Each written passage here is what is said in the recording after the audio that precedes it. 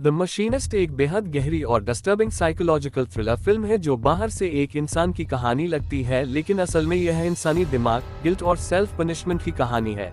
Film की शुरुआत ही हमें असहज कर देती है जब हम देखते हैं कि ट्रेवर रेज़निक नाम का आदमी रात के सन्नाटे में किसी भारी चीज को समंदर में फेंक देता है और उसके चेहरे पर डर, पछतावा और थकान साफ दिखाई देती है। उस समय हमें यह नहीं बताया जाता कि वह चीज क्या है, लेकिन फिल्म यहीं से हमें संकेत दे देती है कि यह कहानी किसी सामान्य इंसान की नहीं बल्कि किसी ऐसे आदमी की है जो किसी बहुत बड़े जुर्म का बोझ अपने अंदर ढो रहा है।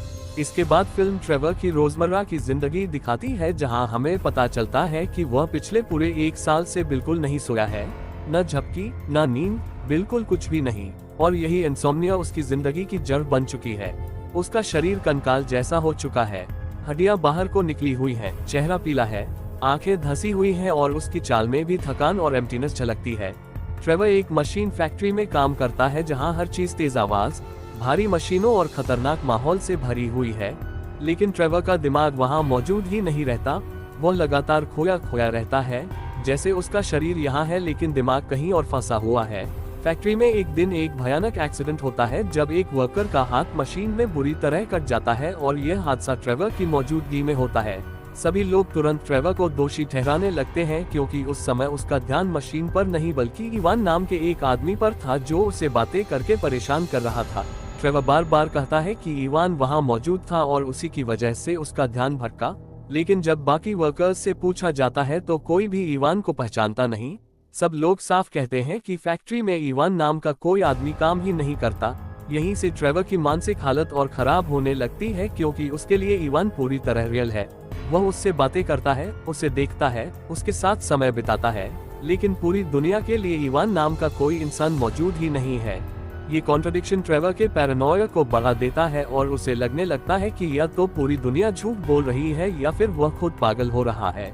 इसी दौरान ट्रेवर की जिंदगी में आइसोलेशन और लोनलीनेस और गहरी हो जाती है क्योंकि फैक्ट्री के लोग उससे दूरी बनाने लगते हैं और उसे शक की नजर से देखने लगते हैं। ट्रेवर का घर भी उसकी मेंटल स्टेट को रिफ्लेक्ट करता है, अंधेरा, ठंडा, खाली, बिना किसी वार्मथ के, जहां वह रात भर जागता रहता है, रेडियो सुनता है, दीवारों को घूरता है और समय को काटने की कोशिश करता है, लेकिन नींद नहीं आती, जैसे नींद उसके लिए किसी सजा की तरह छीन ली गई हो। इसी दौरान ट्रेवर को अपने घर में अजीब अजीब पोस्ट इट नोट्स मिलने लगते हैं जिनके बारे में उसे खुद नहीं पता कि उन्हें किसने लिखा है।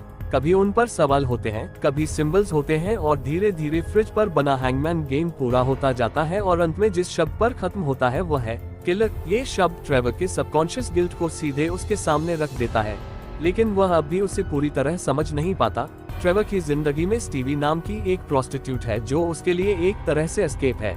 स्टीवी के साथ ट्रेवर फिजिकल और इमोशनल दोनों तरह से थोड़ी राहत महसूस करता है क्योंकि स्टीवी उससे सवाल नहीं करती, उससे एक्सप्लेनेशंस नहीं मांगती और उसे जज नहीं करती। लेकिन ट्रेवर का असली इमोशनल अटैचमेंट मारिया नाम की एक वेट्रेस और उसके छोटे बेटे निकोलस से होता है। मारिया के साथ ट्रेवर खुद को एक नॉर्मल इंसान की तरह महसूस करता है, जैसे वह भी किसी परिवार का हिस्सा हो सकता है। निकोलस के साथ खेलते हुए ट्रेवर में पहली बार इनोसेंस और सॉफ्टनेस दिखाई देती है और दर्शक भी यही मानने लगता है कि शायद ट्रेवर के अंदर अब भी अच्छाई बाकी है। लेकिन फिल्म यहाँ भी धीरे धीरे संकेत देने लगती है कि सब कुछ ठीक नहीं है क्योंकि ट्रेवर कई बार रियलिटी को गलत तरीके से परसीव करता है।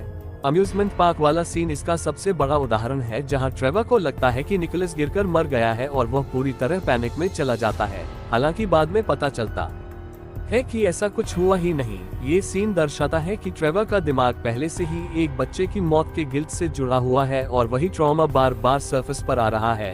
कहानी तब और अंधेरी हो जाती है जब ट्रेवर को ये पता चलता है कि जिस कैफे में मारिया काम करती है वहाँ असल में मारिया नाम की कोई वेट्रेस मौजूद ही नहीं है, यानी मारिया और निकोलस भी ट्रेवर के दिमाग की ही रचना है। ये रेवलेशन दिखाती है कि ट्रेवर का दिमाग गिल्ट से बचने के लिए खुद की एक नकली दुनिया बना चुका है जहां वह खुद को अच्छा इंसान साबित कर सके, लेकिन सबकॉन्शियस सच को दबने नहीं देता। धीरे धीरे ट्रेवर को फ्लैशबैक्स आने लगते हैं और कहानी अपने सबसे बड़े ट्विस्ट की तरफ बढ़ती है, जहां ट्रेवर को याद आता है कि 1 साल पहले क्या हुआ था। वह रात में गाड़ी चला रहा था, सड़क पर अंधेरा था, अचानक एक बच्चा सामने आया, एक्सीडेंट हुआ और वही बच्चा निकोलस था। उस पर ट्रेवर डर गया, पैनिक में चला गया और उसने पुलिस को बुलाने के बजाय वहां से भागना चुना। यही डिसीजन उसकी जिंदगी का सबसे बड़ा अपराध बन गया। इसी अपराध का गिल्ट उसके दिमाग में इंसोम्निया बनकर बैठ गया। इसी गिल्ट ने इवान जैसे हेलुसिनेशन को जन्म दिया जो ट्रेवर का आरोप लगाने वाला, सजा देने वाला हिस्सा है। मारिया उसकी वह इमेजिनरी दुनिया है जहां वह खुद को निर्दोष साबित करना चाहता है, और निकोलस उसकी वह याद है जिसे वह हर हाल में भूलना चाहता है लेकिन भूल नहीं पाता। फिल्म के आखिरी हिस्से में ट्रेवर आखिरकार सच से भागना बंद करता है। वो पुलिस के पास जाता है, अपना अपराध कबूल करता है और खुद को सजा के हवाले कर देता है। और जैसे ही जेल का दरवाजा बंद होता है, ट्रेवर पहली बार चैन से लेटता है और पहली बार सो जाता है। ये नींद इस बात का प्रतीक है कि अब उसका दिमाग गिल्ट से लड़ नहीं रहा बल्कि सच और सजा दोनों को स्वीकार कर चुका है। और फिल्म यही हमें ये सिखाती है कि इंसान कानून से तो बच सकता है लेकिन अपने दिमाग और अपने किए हुए गुनाह से नहीं। जब तक सच स्वीकार नहीं किया जाता तब तक सबसे बड़ी सजा इंसान खुद को ही देता रहता है।